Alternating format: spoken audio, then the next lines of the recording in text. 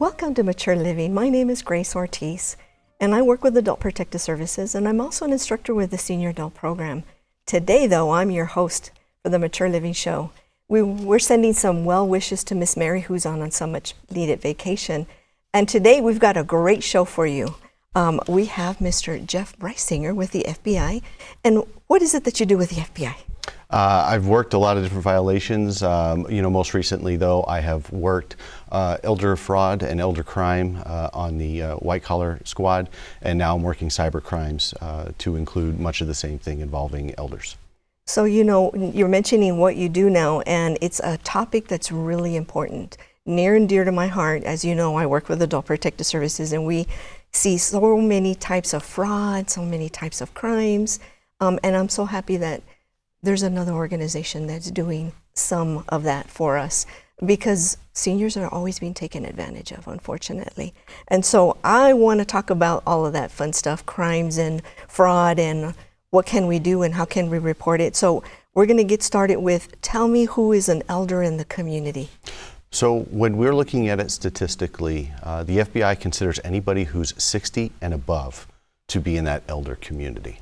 And, as much as we would like to think that we're not getting any older, all of us are. As a matter of fact, statistics are showing that in the United States, 10,000 people are turning 65 every day. And as you go a little lower in those numbers, whether it's 60 to 64, we know those numbers are a little bit larger. So there's a lot of people that are growing into that demographic for us when it comes to being victims. And you're absolutely correct. That population is growing by leaps and bounds. Those baby boomers are reaching that 60 to 65 age. Many, when you ask them, they'll say, oh, no, I'm not an elderly yet. I'm not there yet. But in a way, I'm glad that you're looking at that 60 and above. And not only that, they're also retiring with more wealth than any other group before them, which also makes them a prime target. Absolutely, and they're more educated. And because of that, I was going to say that many think, I'll never be nobody will ever take advantage of me. No one will ever cause me to be look at me and take advantage of me in any way. But it does happen, doesn't it? It does happen. And the people that are doing it nowadays, they're very sophisticated in what they do. They are not just somebody who happens to just think one day, I'm going to try and scam somebody. These people are studying their craft. They don't just have one individual who's working on this. They usually have teams, and they are very good at doing their research before they even approach you. Amazing. So tell me about losses over the years. So when we started tracking it around 2017, we noticed that there was about $370 million in losses amongst the elder community. Forward a few years to 2020, that number turned to $1 billion. In 2021, that number went up to $1.7 billion. And in 2022, we just got the numbers that is now at $3.1 billion. So it's just growing and growing and growing. It is growing. And again, as we continue to have people that live into those older years, that group, that demographic, that pool keeps getting bigger for them to be victim and victimized. And that's why we want to make sure we're getting out as much proactive information as we can to them to kind of show them, here's some of the things that are happening and here's why they're happening and why you could be a target. And on the notes that I was provided, it said, tell us the difference between million and billion. It's staggering, just the numbers you gave me right now. So, and a lot of people really they hear the word million and they think, right, yeah, a billion's a lot more. If I were to ask you, I could give you $1 million, would you take it? And you'd say, sure, absolutely. But if I told you I was going to lay them down in $1 bills end to end, and all you had to do was pick up 1 million $1 bills, would you still take it? I would. You would. And if you did, you'd have to walk all the way from El Paso to Las Cruces and back and another 4 miles to get all that money. That's just for $1 million. It's 96 miles if you laid it end to end. For $1 billion, do you know how much it would be? I have no idea. It would be almost 4 times around the earth. Wow. So I preferred the billion. Thank you very much. Right. And so now we're looking at the fact that we have 3.1 billion that was lost. That's almost 12 times around the earth. that you would have to walk to pick up that money. And that's all money going into the hands of those bad actors out there. And that is a shame. It's heartbreaking for me because, there's these individuals who have worked all their lives to pay off their houses, to have the retirement that they need, to make sure that they're secure. And one little mistake, it can be all gone. Absolutely, and it doesn't take them very long for what you just said, working their whole lives to build that nest egg and to build that comfort that they were going to have in those retirement years. These individuals can, wipe you out in a matter of months for all of that, and there'd be nothing left, and they don't care. There's so many different types of fraud all over the place, and could you give us examples? So besides the fact that you're going to have the traditional, what we call the romance scam, many times the romance scam is done over the internet. People, especially in that elderly community that have a spouse that ends up passing away and they decide that they want to get back into the dating scene, will go onto one of these websites a lot of times and start to put in their information. At the same time, the bad actors are also doing the same thing in putting in fake accounts to hopefully meet up with some of these individuals. And again, before they even get online with you, they've done their research on that individual in their other social media posts to see, wow, well, what kind of things do they like? What don't they like? How did they lose their spouse? Because they're going to try and pull on those heartstrings and know the things to talk about right away so that you automatically get that bond. And that's how they set their hooks in, so that later on, as that relationship grows, and they'll talk for up to a year before they even ask you for anything, and they'll even send you gifts. The idea of reciprocity, that if I give you a gift, eventually you will almost feel compelled to want to give something in return. So that when I have something that happens to me later on, that I ask you, hey, something tragic happened in my family, I need to travel somewhere, can you send me $1,500? I don't have any money. They're more obliged to do it because they've already received a gift and they already have that emotional attachment. So we see that a lot of times on the internet. And a lot of times they don't even talk to this person over the phone. It's all through chat. Over the phone, we get the government impersonation calls that will happen, or the sales tactics that will come through, like computer repair, or we've noticed something's wrong with your computer and we can repair it. And this one attacks the elderly quite a lot. As a matter of fact, in terms of the tech scams, as we call them, and government impersonation, that accounts for 69% of the elderly folks amongst all demographic groups. 69% of the elderly are the ones that fall for this one. And that roughly equated to about $750 million right there, just on those scams alone. I get the calls because I'm the community liaison with Adult Protective Services, and I get to screen them and figure out, was it an APS case or not? Because there has to be a relationship with us. And a lot of times, these are the elderly ladies who say, the water company just showed up at my house and they demanded a check, and I gave them the check, and I'm looking at my things and I call the water company. A week later, they call the water company. Yeah. And they said somebody showed up at their house and they paid them. And I'm like, well, did you make the check out to the water company? Well, they said no, that they would help me, and they literally will write the check out to the individual. And I'll say, how could you not think about it? They were so worried about getting their water cut off, it didn't matter who they wrote the check to. And that's what we see when we talk about what tactics these individuals are using. They're going to make you make an irrational decision by putting you into one of two places. When we talk about the romance scams, the idea of love, okay, the emotional state of love, that's where a lot of people will tend to make irrational decisions there. But the other one is fear.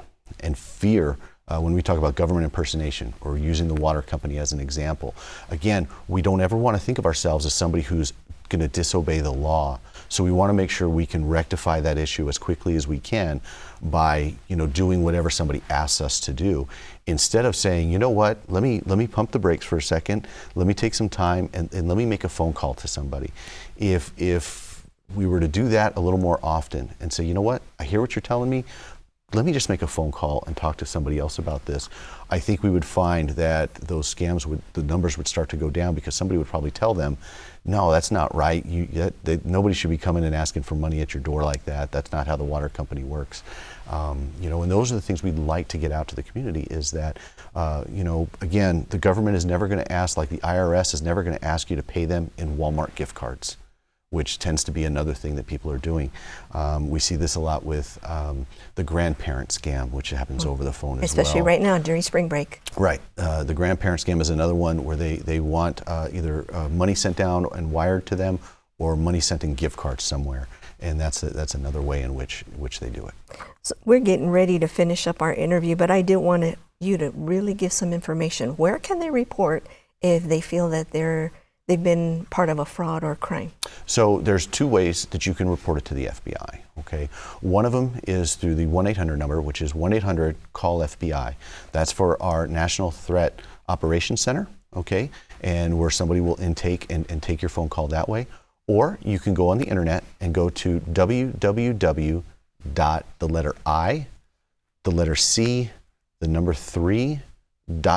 G-O-V, and you can actually put your complaint in there online. That is the Internet Crime Complaint Center, the letters IC3.gov.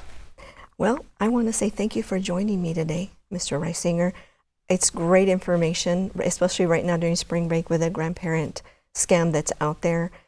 It's important that we know how to protect ourselves, and thank you for providing that information. I think knowledge is power, and if we can get the word out and protect our seniors, we're going to make a difference, and I appreciate that. Thank you for joining me today. Thank you, Grace. Thank you.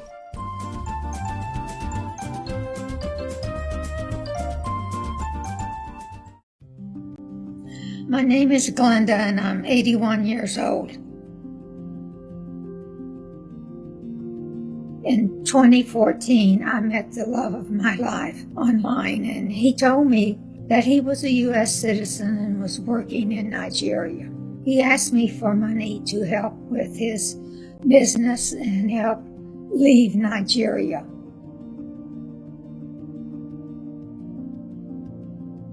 Then my love had people send me electronics like cell phones so I could pawn them and send him the money. When I couldn't get the money that he wanted, he asked me to open personal and business bank accounts.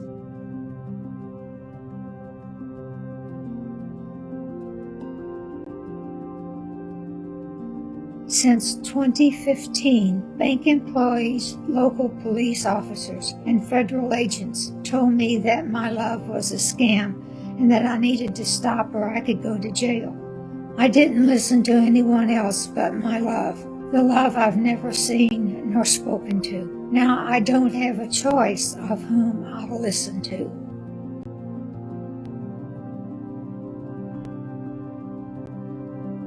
On November the 2nd, 2021, I pled guilty to 2 federal felonies. I'll be listening to the judge now.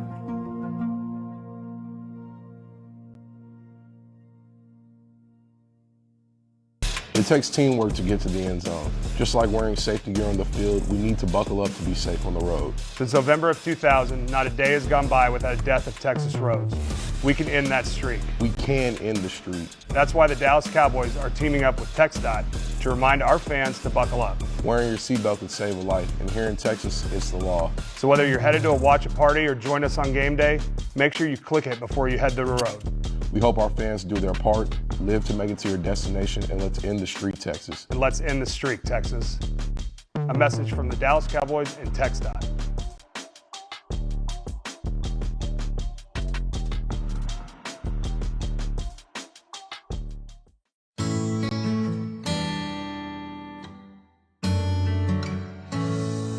Hoy en los Estados Unidos, más de 120,000 personas están a la espera de un trasplante de órgano que salve sus vidas. De esas personas, más de 20,000 son hispanos. Hace varios años, Amalia también estaba esperando un regalo de vida. Cuando solo le quedaban algunos días de vida, recibió un trasplante de corazón. Hoy, Toda su familia está agradecida porque le devolvieron a su esposa, madre y abuela. Los hispanos No donamos lo somos los que no suficiente. donamos Y los que más necesitamos. y los que más necesitamos donaciones. Entonces, ahorita es muy crítico que todos los que somos hispanos demostremos a la demás gente que sí somos donadores. ¿Qué debe la gente saber sobre registrarse como donantes de órganos? Ser donador de órganos es algo que se necesita mucho ahorita. Mucha gente está esperando. Mi esposa está aquí conmigo porque un donador fue amable, fue bastante consciente, pero ese mismo día también sus pulmones. Y ese día también creo que donó riñones. O sea que esa persona salvó como a 5 familias. ¿Pueden las personas de todas las edades ser donadores?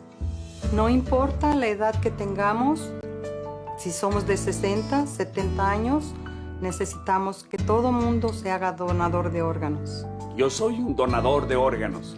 Y yo también soy donadora de órganos.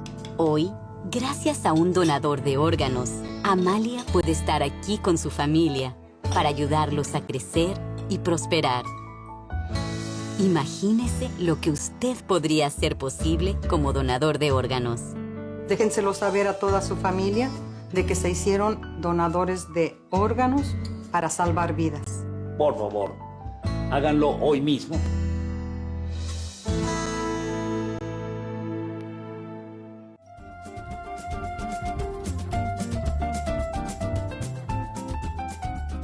Welcome back. Today I have a very special guest with us today, and I wanted to share with you that April is National Donate Life Month, and basically it's a month where we want to raise awareness, number one, for individuals to donate either an eye, tissue, or organ. And today I have Mr. Frank Ortiz.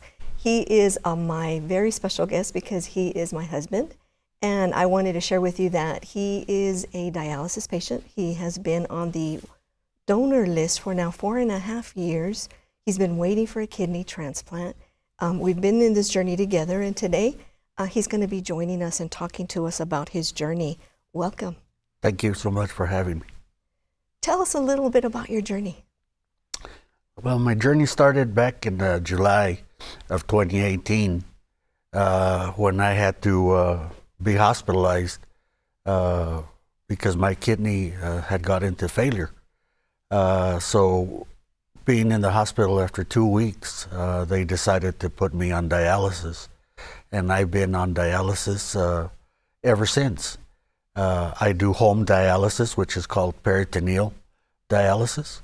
And I am hooked up to a dialysis cycler for 10.5 hours every night.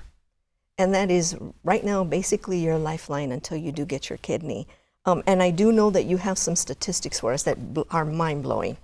Yes, there's over 100,000 people in the United States that are waiting for a kidney. 85% of those 100,000 are waiting for a kidney. There's 8,000 people in the state of Texas that are waiting for a kidney. Most of them are Hispanic. The sad part about it is there's about 20 people that die every day waiting for a kidney. And like I mentioned, those statistics are very staggering and they're eye-awakening. And that's why you and I are here today, just to talk about it. We want people to know that they can make a difference. So can you tell me what a living kidney donation is? A living kidney donation is when a person donates a kidney. We have 2 kidneys, and the human body can live very healthy life with just 1 kidney. So it's important that people understand that and come forward to donate a kidney, because you can live with one a very healthy life. And there is a shortage. There's a lot of people who wait for the kidney transplant, and they're just basically saying, if someone passes away, I'll get that kidney. But that makes it harder for you. I understand. Yes, it's better when you have a living donor, your body will react better to a living donor because you can plan ahead to when to have the surgery.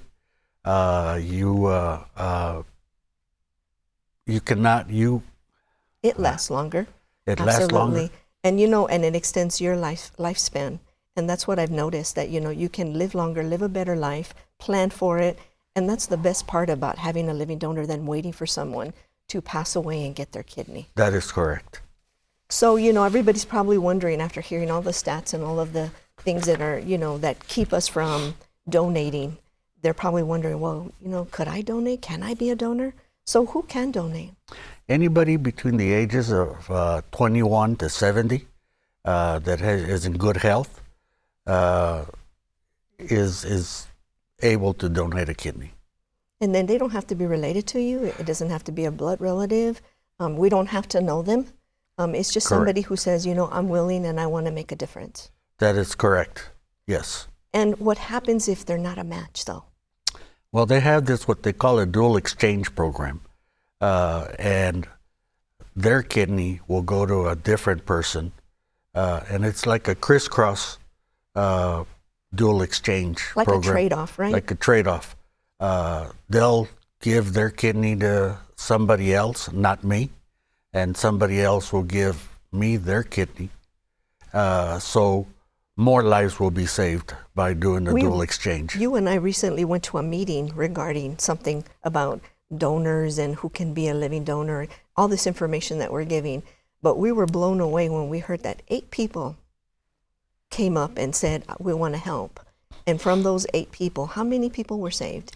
Over 16 people, lives were changed during those surgeries. So it was like they did the crisscross, they did the dual exchange, Right. and from 8, 16 were saved. Correct. So when they set those numbers, I was so touched because I couldn't believe that 8 people gave the ultimate sacrifice of life and said, I'll do it.